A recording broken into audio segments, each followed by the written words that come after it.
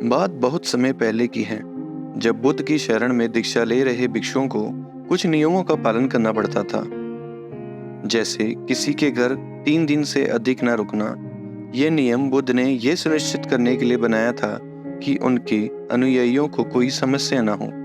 जब बुद्ध और उनके भिक्षु यात्रा पर जाते थे तो वे रास्ते में मिलने वाले गरीब घरों में रुकते थे, लेकिन केवल 3 दिनों के लिए। 3 दिनों के बाद उन्हें अगले स्थान की ओर अपनी यात्रा जारी करनी पड़ती थी।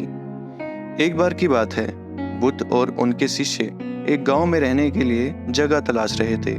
बुद्ध के एक शिष्य, जिसका नाम आनंद था, को एक बहुत ही सुंदर महिला ने अपने घर पर रहने के लिए आमंत्रित किया।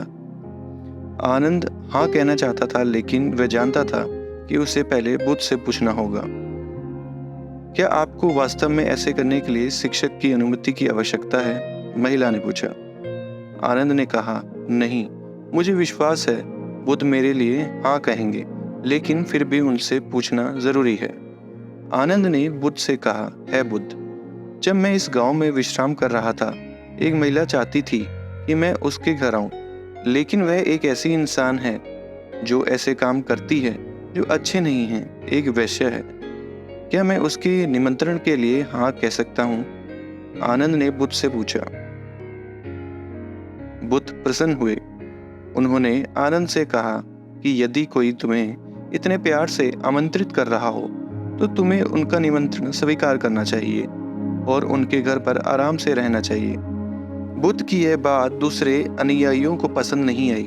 उन्होंने बुद्ध से पूछा कि उन्होंने आनंद को ऐसे स्थान पर क्यों भेजा जो भिक्षुओं के लिए जाना अच्छा नहीं था।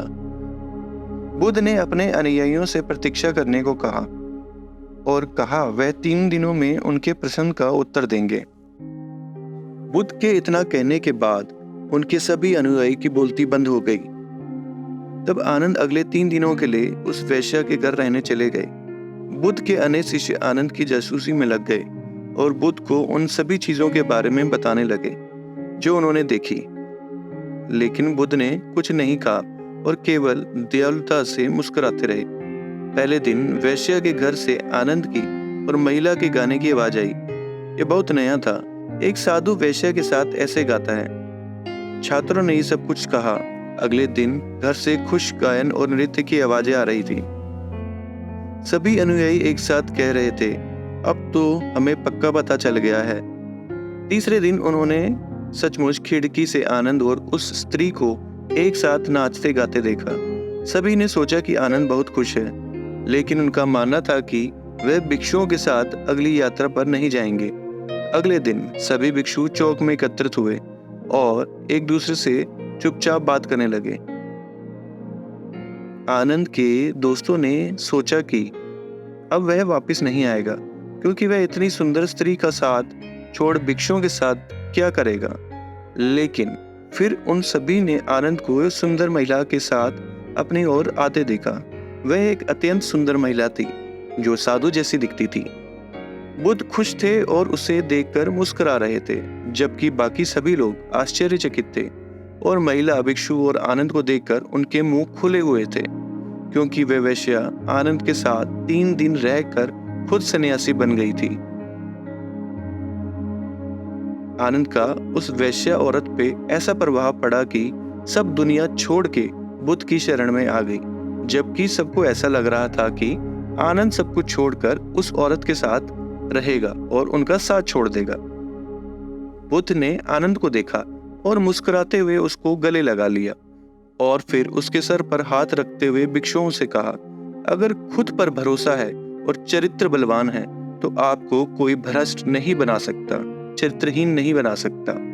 बुद्ध ने भिक्षुओं से कहा कि यदि वे खुद पर विश्वास करें और आत्मविश्वास रखें तो कोई भी उनसे बुरा काम नहीं करवा सकता, लेकिन अगर उनका चरित्र कमजोर है तो दूसरों के लिए उन्हें नकारात्मक तरीके से प्रभावित करना आसान होता है। बल्कि अगर आपके चरित्र बलवान हैं तो आप भ्रष्ट को भी चरित्रवान बना सकते हैं। ऐसा कहते हुए बुद्ध ने वेश्या से भिक्षु बनी महिला का स्वागत किया और सभी लोगों को आगे की यात्रा पर जाने के लिए कहा। बुद्ध और आनंद की ये कहानी हमें सिखाती है, अगर आपकी इच्छा शक्ति मजबूत है और हमें अपने पे भरोसा है तो हम किसी भी स्थिति के गुलाम नहीं बनते। हमको कोई नहीं हिला सकता। हमको अपने चरित्र को मजबूत करना चाहिए, फिर वो एक आम इंसान हो या कोई सन्यासी। अपने दिल को साफ रखेंगे तो दुनिया भी हमें साफ नजर आएगी। आप जैसे होंगे दुनिया वैसी ही दिखती है।